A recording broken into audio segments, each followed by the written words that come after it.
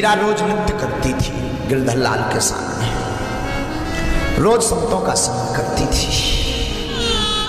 रोज नाचती थी मीरा। एक दिन उसके पति भोजराज मीरा के पास आए और छोटे से झांके से मीरा को नाचते हुए देखा। तो पति भोजराज नजदीक दरवाजा खटखटा कर आए। मीरा ने दरवाजा खोला। मीरा आज तक पति के साथ नहीं रही, इतने दिन हो गए। प्रणाम किया, आइए महाराज। पति अंदर आए। भोजराज बोले, मीरा अगर बुरा ना मानो तो मैं एक बात बोलूं। बोलो नाथ, आप बोलिए। मीरा, मेरे मन में इच्छा है कि तुम मुझे एक बार नृत्य दिखाओ अपना। बहुत मनमोहनी नृत्य करती हो तुम। मीरा बोली, आप अगर बुरा ना माने तो मैं एक निवेदन करूं। हाँ कहो। मीरा कहती है कि आज तक अगर हम नाचे तो सिर्फ अपने पति के लिए नाचे। हमारे पति सिर्फ गिरधर गोपाल है, लेकिन आपकी इच्छा है तो मैं नाचूंगी तो गोविंद के लिए, लेकिन नाचने के बदले में, नृत्य के बदले में आपको कुछ देना पड़ेगा। हाँ मांगो।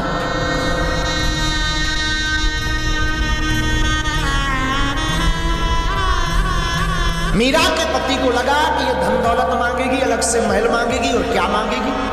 वचन दे दिया, त्रिवाचा हरा ली। मीरा ने झूम झूम कर नृत्य किया गोविंद के सामने, गिरधर लाल के सामने झूम झूम कर नृत्य किया। महाराजा भोज, राजा भोज, मीरा के पति बड़े द्रवीभूत हो गए, नृत्य देख करके आनंदित हो गए, गदगद हो गए। बाद में जब नृत्य विराम हुआ तो राजा भोज ने ताली बजाते हुए कहा, मीरा मांगो मांगो।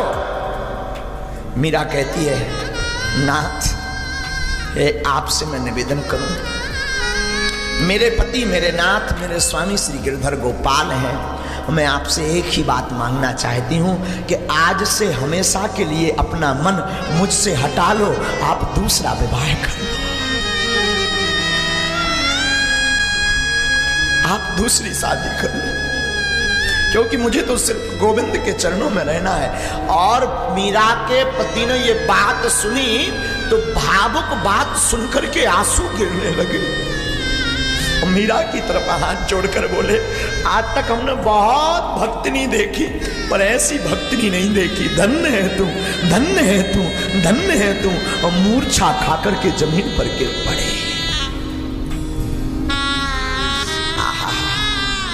जमीन पर गिरे तो मीरा की ननंद का नाम था उदाबाई। उदाबाई आ गई, उसने शोरगुल मचा दिया। ये भाभी बड़ी राक्षसनी है, इसने मेरे भैया को मार दिया, मेरे भैया को मार दिया। कुछ देर बाद जब भोजराज की मूर्छा खुली तो सभी परिवार वालों से प्रार्थना की, एक काम करना, आज के बाद कोई भी मीरा को मत सताना। मीरा कोई साधारण नहीं है, मीरा तो गिरधर गोपाल की है।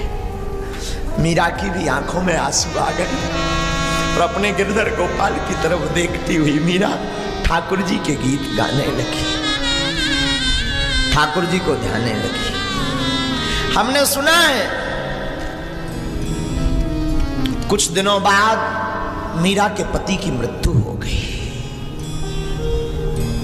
मीरा के पति मर गए।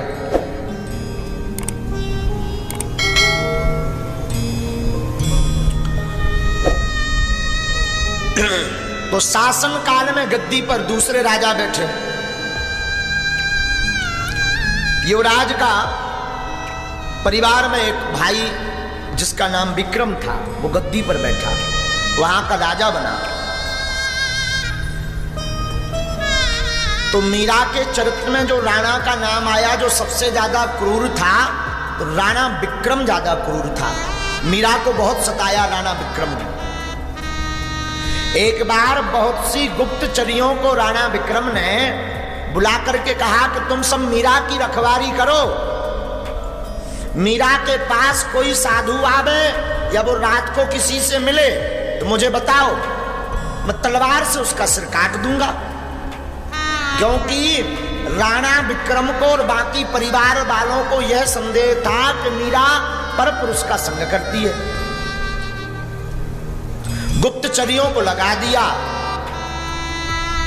कुछ गुप्तचरियां मीरा के पास आई।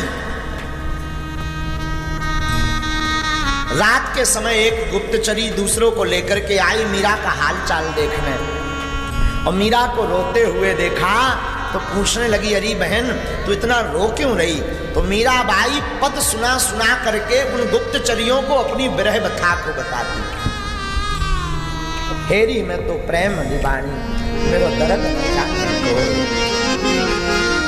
मीरा पदों में गाती, हेरी मैं तो प्रेम दीवानी, मेरो दर्द न जाने दो।